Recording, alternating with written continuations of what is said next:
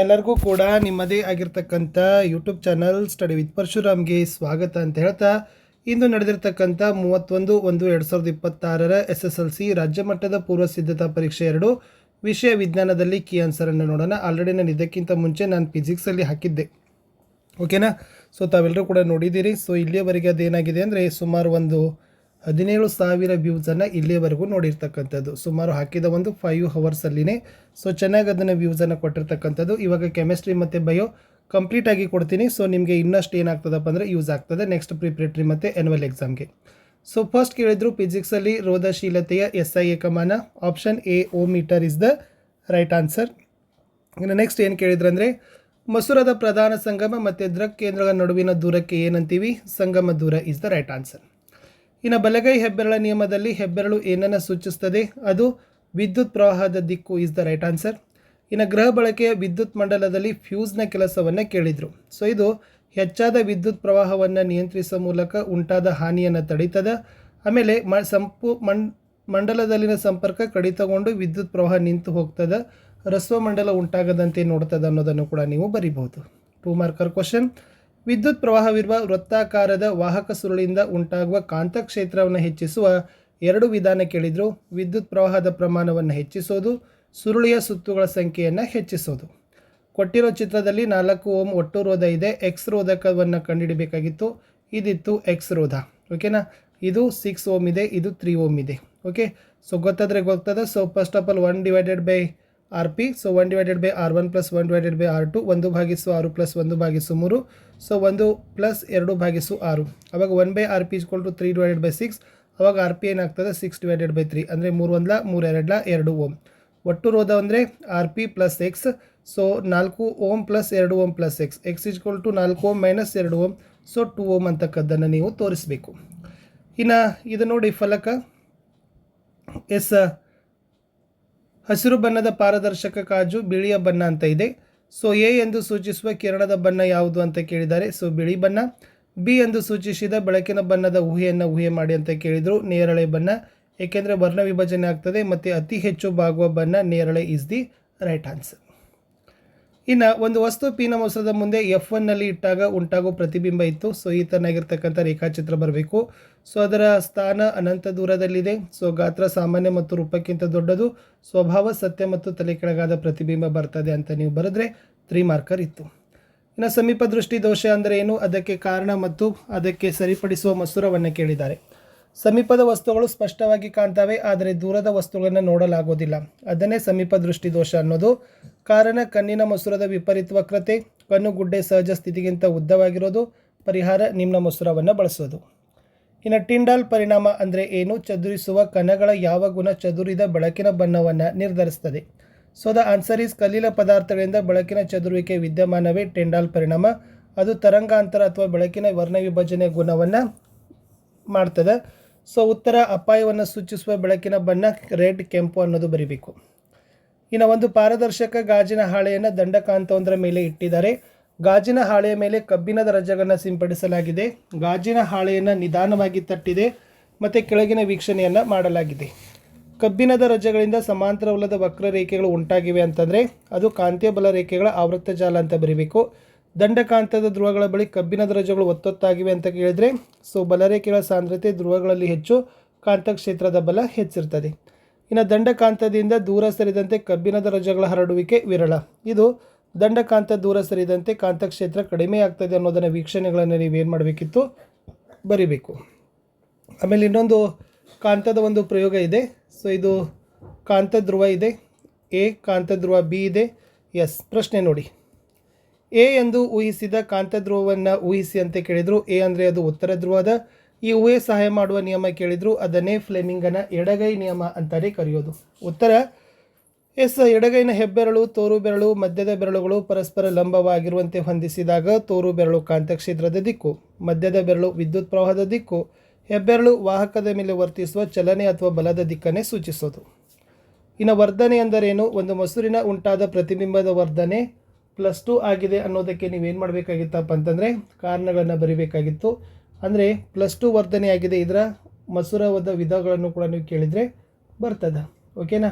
So ಇದು answer ದರ್ಪಣಗಳಿಂದ ಉಂಟಾದ ಪ್ರತಿಬಿಂಬದ ಎತ್ತರ ಮತ್ತು ವಸ್ತುವಿನ ಎತ್ತರಗಳ ನಡುವಿನ ಅನುಪಾತವೇ ವರ್ಧನೆ. ಒಂದು ಮಸೂರದಿಂದ ಉಂಟಾದ ವರ್ಧನೆ +2 ಆದರೆ ಅದು ಪಿನ ಮಸೂರ ಆಗಿರ್ತದೆ. ಇನ್ನು ಎ ಮಾಧ್ಯಮದ ವಕ್ರೀಭವನದ ಸೂಚಾಂಕ ಬಿ ಮಾಧ್ಯಮದಲ್ಲಿಕ್ಕಿಂತ ಕಡಿಮೆ ಇದೆ. ಈ ಎರಡು ಮಾಧ್ಯಮಗಳಲ್ಲಿ ಯಾವುದು ದ್ರಕ್ ಸಾಂದ್ರ, ಯಾವ ಮಾಧ್ಯಮದಲ್ಲಿ ಬೆಳಕಿನ ವೇಗ ಹೆಚ್ಚಾಗಿದೆ? ಸೊ ಬಿ ಹೆಚ್ಚು ದ್ರಕ್ ಸಾಂದ್ರ, ಎನಲ್ಲಿ ಬೆಳಕಿನ ವೇಗ ಹೆಚ್ಚಾಗಿರ್ತದೆ. ಇನ್ನು ಬೆಳಕಿನ ಪ್ರತಿಫಲನದ ಎರಡು ನಿಯಮಗಳನ್ನ ಕೇಳಿದ್ದಾರೆ. ಪತನ ಕೋನ ಪ್ರತಿಫಲನ ಕೋನಕ್ಕೆ ಸಮ. ಪತನ ಕಿರಣ ಪತನ ಬಿಂದುವಿನಲ್ಲಿ ಪ್ರತಿಫಲದ ಮೇಲ್ಮೆಗೆ ಎಳೆದ ಲಂಬ ಮತ್ತು ಪ್ರತಿಫಲಿತ ಕಿರಣ ಈ ಮೂರು ಒಂದೇ ಸಮತಲದಲ್ಲಿ ಇರ್ತವೆ. ಇನ್ನು ನಿಮ್ನ ದರ್ಪಣ ಮತ್ತು ಪೀನ ದರ್ಪಣದ ಎರಡು ವ್ಯತ್ಯಾಸ ಕೇಳಿದರು. ಸೊ ನಿಮ್ನ ದರ್ಪಣ ಪ್ರತಿಫಲಿಸುವ ಮೇಲ್ಮೈ, ಪೀನ ದರ್ಪಣ ಪ್ರತಿಫಲಿಸುವ ಮೇಲ್ಮೈ ಹೊರಮುಖವಾಗಿರ್ತದೆ. ಇನ್ನು ನಿಮ್ನ ದರ್ಪಣ ಚಮಚದ ಒಳಭಾಗ ವಕ್ರ ಮೇಲ್ಮೈ ಹೊಂದಿರ್ತದೆ. ಪೀನ ದರ್ಪಣ ಚಮಚದ ಹೊರಭಾಗದ ವಕ್ರ ಮೇಲ್ಮೈಯನ್ನು ಹೊಂದಿರ್ತದೆ. ವಕ್ರತಾ ಕೇಂದ್ರ ಮುಂಭಾಗ, ವಕ್ರತಾ ಕೇಂದ್ರ ಹಿಂಭಾಗ, ಬೆಳಕಿನ ಕೇಂದ್ರೀಕರಿಸುವಿಕೆ, ಬೆಳಕಿನ ವಿಕೇಂದ್ರೀಕರಿಸುವಿಕೆ ಅನ್ನೋದನ್ನು ನೀವು ಬರೆದ್ರೆ ಸಾಕು. ಇನ್ನು ಓಮ್ನ ನಿಯಮವನ್ನು ಬರಿಬೇಕು. ವಾಹಕದ ರೋಧ ಅವಲಂಬಿಸಿರೋ ಅಂಶಗಳನ್ನು ಬರಿಬೇಕು.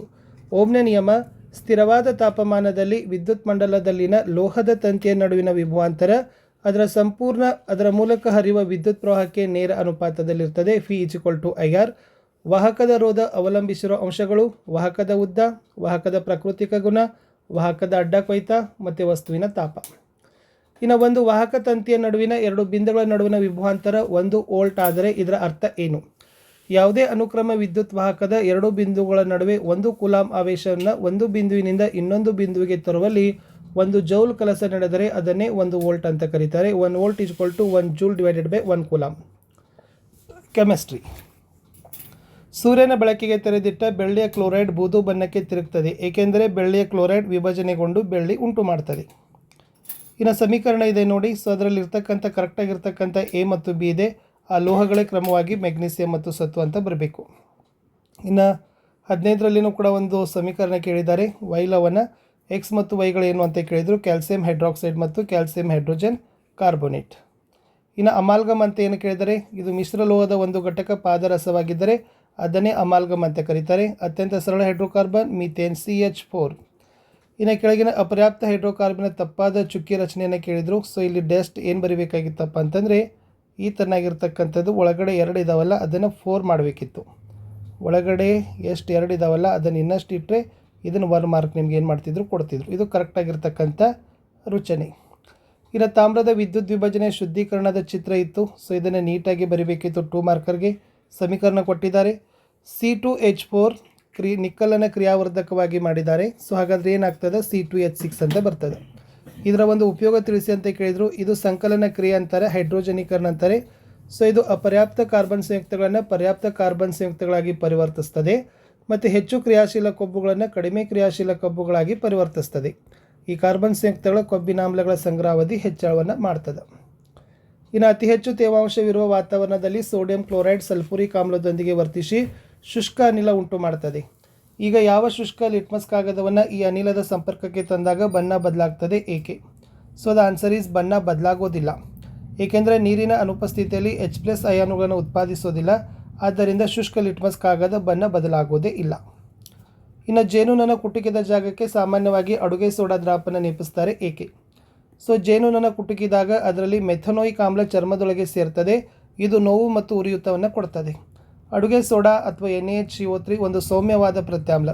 ಕುಟುಕಿದ ಜಾಗಕ್ಕೆ ಅಡುಗೆ ಸೋಡಾದ ಪ್ರಮಾಣ ಲೇಪಿಸಿದಾಗ ಅದು ಆಮ್ಲದೊಂದಿಗೆ ವರ್ತಿಸಿ ತಟಸ್ಥ ಮಾಡ್ತದೆ, ನೋವು ಮತ್ತು ಉರಿಯೂತ ಕಡಿಮೆಯನ್ನು ಮಾಡ್ತದೆ. ಇನ್ನು 3 ಮಾರ್ಕರ್ ಕ್ವಶನ್. ಕಮಟುವಿಕೆ ಅಂದರೆ ಏನು? ತಡೆಗಟ್ಟುವ 2 ವಿಧಾನಗಳು. ಕೊಬ್ಬು ಮತ್ತು ಎಣ್ಣೆ ಪದಾರ್ಥಗಳು ಉತ್ಕರ್ಷಣೆಗೊಂಡಾಗ ಅವುಗಳ ವಾಸನೆ ಮತ್ತು ರುಚಿ ಬದಲಾಗುವ ಕ್ರಿಯೆ ಕಮಟುವಿಕೆ. ಸೊ ತಡೆಗಟ್ಟತಕ್ಕಂಥದ್ದು 1ನೇದು ಪ್ರತಿ ಉತ್ಕರ್ಷಕ ಬೆರೆಸೋದು, ಗಾಳಿ ಪ್ರವೇಶಿಸದ ಸಂಗ್ರಾಹಕಗಳಲ್ಲಿ ಆಹಾರದ ಸಂಗ್ರಹಣೆ. ಇನ್ನು ಮೆಗ್ನೀಸಿಯಂ ಕ್ಲೋರೈಡ್ ಉಂಟಾಗುವುದನ್ನು ಕೇಳಿದರು. ಸೊ ನೀಟಾಗಿ ಇದನ್ನು ನೀವು ಬರಿಬೇಕಾಗಿತ್ತು. ಎಲೆಕ್ಟ್ರಾನ್ಗಳ ವರ್ಗಾವಣೆಯಿಂದ ಮೆಗ್ನೀಸಿಯಂ ಕ್ಲೋರೈಡ್ ಉಂಟಾಗೋದು. ಇನ್ನು ಹುರುವಿಕೆ ಮತ್ತು ಕಾಸುವಿಕೆ ನಡುವಿನ ವ್ಯತ್ಯಾಸ. ಹುರುವಿಕೆ ಅಂದ್ರೆ ಸಲ್ಫೈಡ್ ಅದುರನ್ನು ಆಕ್ಸೈಡನ್ನಾಗಿ ಪರಿವರ್ತಿಸಲು ಅಧಿಕ ಪ್ರಮಾಣದ ಗಾಳಿಯಲ್ಲಿ ಹೆಚ್ಚಿನ ಉಷ್ಣತೆಯಲ್ಲಿ ಕಾಸಬೇಕು. 2ZnS + 3O2 it gives to 2ZnO + 2SO2. ಕಾಸುವಿಕೆ ಅಂದರೆ ಕಾರ್ಬೋನೇಟ್ ಅದುರನ್ನು ಆಕ್ಸೈಡನ್ನಾಗಿ ಪರಿವರ್ತಿಸಲು ಕಡಿಮೆ ಗಾಳಿಯಲ್ಲಿ ಹೆಚ್ಚಿನ ಉಷ್ಣತೆಯಲ್ಲಿ ಕಾಸಬೇಕು. So for example ZnCO3 it gives to ZnO + CO2. ಇನ್ನು ಸೋಡಿಯಂ ಹೆಚ್ಚು ಕ್ರಿಯಾಶೀಲ, ವಾತಾವರಣದಲ್ಲಿರೋ ಆಕ್ಸಿಜನ್ ಮತ್ತು ನೀರಿನೊಂದಿಗೆ ಶೀಘ್ರವಾಗಿ ವರ್ತಿಸ್ತದೆ. ಸೊ ಅದಕ್ಕಾಗಿ ಸೋಡಿಯಮನ್ನು ಸೀಮೆಯ ಮೇಲೇ ಸಂಗ್ರಹ ಮಾಡಿ ಇಡ್ತಾರೆ. ಇನ್ನು ಸಾರರಿಕ್ತ ಸಲ್ಫ್ಯೂರಿಕ್ ಆಮ್ಲದೊಂದಿಗೆ ಸತ್ತುವಿನ ಚೂರುಗಳ ವರ್ತನೆಯ ಚಿತ್ರ ಇದೆ. ಸೊ ನಿರ್ಗಮನ ನಾಳ ಮತ್ತು ಸತ್ತುವಿನ ಚೂರನ್ನು ಗುರುತಿಸಬೇಕು. ಇದು ನಿರ್ಗಮನ ನಾಳ, ಇದು ಸತ್ತುವಿನ ಚೂರುಗಳು ಅಂತ ಬರ್ತದೆ. ಇನ್ನು 4 ಮಾರ್ಕರಲ್ಲಿ ಬ್ಯೂಟೇನಿನ 2 ರಚನಾ ಸಮಾಂಗಿಗಳು ಕೇಳಿದರು, ಎನ್ ಬ್ಯೂಟೇನ್ ಮತ್ತು ಐಸೋಬ್ಯೂಟೇನ್. ಆಲ್ರೆಡಿ ಮೋಸ್ಟ್ ರಿಪೀಟೆಡ್ ಕ್ವಶನ್ ಇತ್ತು. ಇನ್ನು ಕಾರ್ಬನ್ ಸಂಯುಕ್ತಗಳ ಕ್ರಿಯಾ ಗುಂಪು ಕೇಳಿದರು, ಪ್ರೋಪೆನ್ಯಾಲ್ ಅಂತಕ್ಕಂಥದ್ದು ಆಲ್ಡಿಹೈಡ್, ಪೆಂಟೆನಾಲ್ ಅನ್ನೋದು ಆಲ್ಕೋಹಾಲ್ ಕ್ರಿಯಾ ಗುಂಪು. ಇನ್ನು ಸಾಬೂನು ಸ್ವಚ್ಛಗೊಳಿಸುವ ಪ್ರಕ್ರಿಯೆ, ಇದು ಪ್ರತಿ ಸರಿ ನಿಮಗೆ ಕೇಳತಕ್ಕಂಥ ಪ್ರಶ್ನೆ. ಎಸ್, ಸಾಬೂನಿನ ಅಣುಗಳ ಉದ್ದ ಸರಪಳಿಯ ಕಾರ್ಬಾಕ್ಸಿಲಿಕ್ ಆಮ್ಲಗಳ ಸೋಡಿಯಂ ಮತ್ತು ಪೊಟ್ಯಾಸಿಯಂ ಲವಣವೇ ಸಾಬೂನು. ಇದು ಸಾಬೂನಿನ ಅಯಾನಿಕ್ ತುದಿ ನೀರಿನೊಂದಿಗೆ ವರ್ತಿಸಿದರೆ ಕಾರ್ಬನ್ ಸರಪಳಿ ಎಣ್ಣೆಯೊಂದಿಗೆ ವರ್ತಿಸುತ್ತದೆ. ಹೀಗೆ ಸಾಬೂನಿನ ಅಣುಗಳು ಮಿಸೆಲ್ಗಳೆಂಬ ರಚನೆಗಳನ್ನು ಉಂಟು ಮಾಡ್ತದೆ. ಈ ಸಾಬೂನಿನ ಅಣುಗಳ ಹೈಡ್ರೋಕಾರ್ಬನ್ ತುದಿ ಎಣ್ಣೆಯ ಹನಿಯ ಕಡೆಗೆ ಇರ್ತದೆ ಹಾಗೂ ಅಯಾನಿಕ್ ತುದಿಯ ಹೊರಮುಖ ಆಗಿರ್ತದೆ. ಇದನ್ನೇ ನೀರಿನಲ್ಲಿ ಎಮಲ್ಷನ್ ಅನ್ನು ಉಂಟು ಮಾಡ್ತದೆ. ಹೀಗೆ ಸಾಬೂನಿನ ಮಿಸೆಲ್ ಮತ್ತು ನೀರಿನಲ್ಲಿ ಕೊಳೆಯನ್ನು ಕಿತ್ತು ಹೊರತೆಗೆಯಲು ಸಹಾಯ ಮಾಡ್ತದೆ ಹಾಗೂ ನಾವು ನಮ್ಮ ಬಟ್ಟೆಗಳನ್ನು ಸ್ವಚ್ಛವಾಗಿ ಅದನ್ನು ತೊಳಿಬಹುದು ಅಂತ ಬರೆದ್ರೆ ಸಾಕು.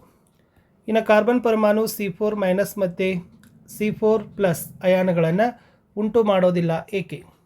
ಕಾರ್ಬನ್ 4 ಎಲೆಕ್ಟ್ರಾನ್ಗಳನ್ನು ಪಡೆದುಕೊಳ್ಳುವಂತಾದರೆ 6 ಪ್ರೋಟಾನ್ಗಳಿರುವ ಬೀಜ ಕೇಂದ್ರ 10 ಎಲೆಕ್ಟ್ರಾನ್ಗಳನ್ನು ಹಿಡಿದಿಟ್ಟುಕೊಳ್ಳೋದು, ಅಂದರೆ 4 ಹೆಚ್ಚುವರಿ ಎಲೆಕ್ಟ್ರಾನ್ಗಳನ್ನು ಹಿಡಿದಿಟ್ಟುಕೊಳ್ಳೋದು ಕಷ್ಟ. ಸೊ ಕಾರ್ಬನ್ ಪರಮಾಣು ಈ 4 ಎಲೆಕ್ಟ್ರಾನ್ಗಳನ್ನು ಕಳೆದುಕೊಳ್ಳುವಂತಾದರೆ ಕಾರ್ಬನ್ನಿಂದ 4 ಎಲೆಕ್ಟ್ರಾನ್ಗಳನ್ನು ಹೊರತೆಗೆಯಲು ಹೆಚ್ಚಿನ ಪ್ರಮಾಣದ ಶಕ್ತಿ ಅವಶ್ಯಕತೆ ಇದೆ. ಇದರಿಂದ ಬೀಜ ಕೇಂದ್ರದಲ್ಲಿ 6 ಪ್ರೋಟಾನ್ಗಳ ಕಾರ್ಬನ್ ಕೇವಲ 2 ಎಲೆಕ್ಟ್ರಾನ್ಗಳೊಂದಿಗೆ ಉಳಿತದೆ. ಸೊ ಇದು ಮುಖ್ಯವಾಗಿರ್ತಕ್ಕಂಥ ಕಾರಣ ಇತ್ತು. ಇನ್ನು ಬಯೋಲಾಜಿಯಲ್ಲಿ ನೋಡೋದಾದರೆ ಭ್ರೂಣ ತಾಯಿಯ ರಕ್ತದಿಂದ ಪೋಷಣೆಯನ್ನು ಪಡಿತಕ್ಕಂಥ ವಿಶೇಷ ರಚನೆ ಜರಾಯು. ಮೆಂಡಲ್ ರವರ ಪರಕೀಯ ಪರಾಗಸ್ಪರ್ಶ ನಡೆಸಿದ ತಳಿಪೀಳಿಗೆ, ಅದು ಪೋಷಕ. ಇನ್ನು ಒಬ್ಬ ವ್ಯಕ್ತಿ ಹಾವನ್ನು ನೋಡಿದ ತಕ್ಷಣ ಓಡ್ತಾನೆ, ನಂತರ ಆತನ ಕಾಲಿನ ಸ್ನಾಯುಗಳಲ್ಲಿ ಸೆಳೆತ ಅನುಭವಿಸ್ತದೆ, ಏಕೆಂದರೆ ಪೈರುವೇಟ್ ಲ್ಯಾಕ್ಟಿಕ್ ಆಮ್ಲವಾಗಿ ಪರಿವರ್ತನೆಯನ್ನು ಮಾಡ್ತದೆ. ದ್ಯುತಿ ಸಂಶ್ಲೇಷಣೆ ಅಂದರೆ ಏನು? ಕಾರ್ಬನ್ ಡೈಆಕ್ಸೈಡ್ ಮತ್ತು ನೀರಿನ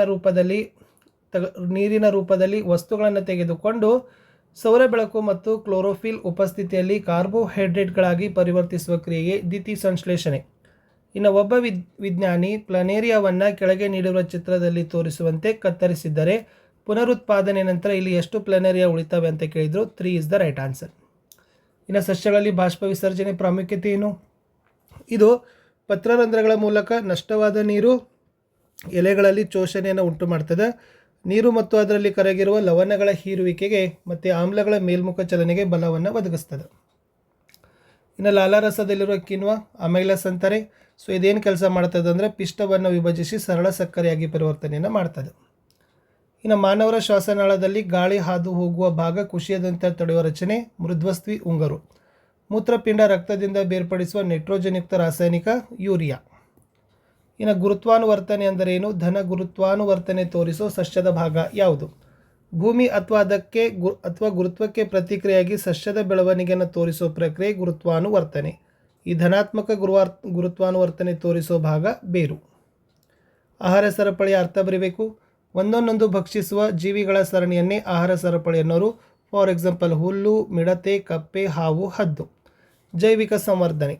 ಆಹಾರ ಸರಪಳಿಯಲ್ಲಿ ಮಾನವರು ಉನ್ನತ ಮಟ್ಟವನ್ನು ಆಕ್ರಮಿಸಿಕೊಳ್ಳುವುದರಿಂದ ಕೆಲವು ರಾಸಾಯನಿಕಗಳು ಆಹಾರ ಸರಪಳಿಯಲ್ಲಿ ಪ್ರವೇಶಿಸಿದಾಗ ಒಂದು ಪೋಷಣಾ ಸ್ತರದಿಂದ ಇನ್ನೊಂದು ಪೋಷಣಾ ಸ್ತರಕ್ಕೆ ಹೋದಂತೆ ಗರಿಷ್ಠ ಸಾಂದ್ರತೆಯಲ್ಲಿ ಸಂಗ್ರಹವಾಗುವುದನ್ನೇ ಜೈವಿಕ ಸಂವರ್ಧನೆ ಅಂತೀವಿ. ಫಾರ್ ಎಕ್ಸಾಂಪಲ್ ಕೀಟನಾಶಕ. ಇನ್ನು ವಾತಾವರಣದಲ್ಲಿರುವ ಓಝೋನ್ ಪದರದ ಕಾರ್ಯ ಮತ್ತು ಓಝೋನ್ ಕುಸಿತಕ್ಕೆ ಕಾರಣವಾದ ವಸ್ತು. ಸೂರ್ಯನಿಂದ ಹೊರಬರುವ ಹಾನಿಕಾರಕ ನೆರಳಾತೀತ ವಿಕಿರಣಗಳಿಂದ ಜೀವಿಗಳನ್ನು ರಕ್ಷಣೆ ಮಾಡೋದು ಓಝೋನ್. ಇದು ರೆಫ್ರಿಜರೇಟರ್ ಮತ್ತು ಅಗ್ನಿಶಾಮಕಗಳಲ್ಲಿ CFCಯನ್ನು ಬಳಸೋದ್ರಿಂದ ಉಂಟಾಗ್ತದೆ. ಮಗುವಿನ ಲಿಂಗ ನಿರ್ಧಾರಣೆ. ಮಹಿಳೆಯ ವರ್ಣತಂತುಗಳು ಪರಿಪೂರ್ಣ ಜೋಡಿಯಾಗಿದ್ದು ಸಮಾನ ಗಾತ್ರ XX ವರ್ಣತಂತು ಆಗಿದ್ದಾವೆ. ಪುರುಷರ ಲಿಂಗ ವರ್ಣತಂತುಗಳ ಜೋಡಿಯಲ್ಲಿ ಸಾಮಾನ್ಯ ಗಾತ್ರದ X ವರ್ಣತಂತು, ಗಾತ್ರದಲ್ಲಿ ಚಿಕ್ಕದಾದ Y ವರ್ಣತಂತು ಇದ್ದಾವೆ. ತಂದೆಯಿಂದ X ವರ್ಣತಂತು ಪಡೆದ ಮಗು ಹುಡುಗಿ, ತಂದೆಯಿಂದ Y ವರ್ಣತಂತು ಪಡೆದ ಮಗು ಹುಡುಗನಾಗಿ ಹುಟ್ಟುತ್ತಾನೆ. ಸೊ ಈ ತನ್ನಾಗಿರ್ತಕ್ಕಂಥ ಪೋಷಕರು, ಲಿಂಗಾಣುಗಳು ಮತ್ತು ಯುಗ್ಮಜ ಅನ್ನೋದನ್ನು ನೀವೇನು ಮಾಡಬೇಕು, ಬರೆದ್ರೆ ಆನ್ಸರ್ ಕಂಪ್ಲೀಟ್ ಆಗ್ತದೆ. ಇನ್ನು ಶುದ್ಧ ಎತ್ತರದ ಬಟಾಣಿ ಸಸ್ಯಗಳ ನಡುವೆ F2 ಪೀಳಿಗೆ ಚಕ್ಕರ್ ಬೋರ್ಡನ್ನು ಕೇಳಿದ್ದಾರೆ. ಸೊ F2 ಚಕ್ಕರ್ ಬೋರ್ಡ್ನ ಪೀಳಿಗೆ ಈ ತರನಾಗಿ ಆಗಬೇಕು.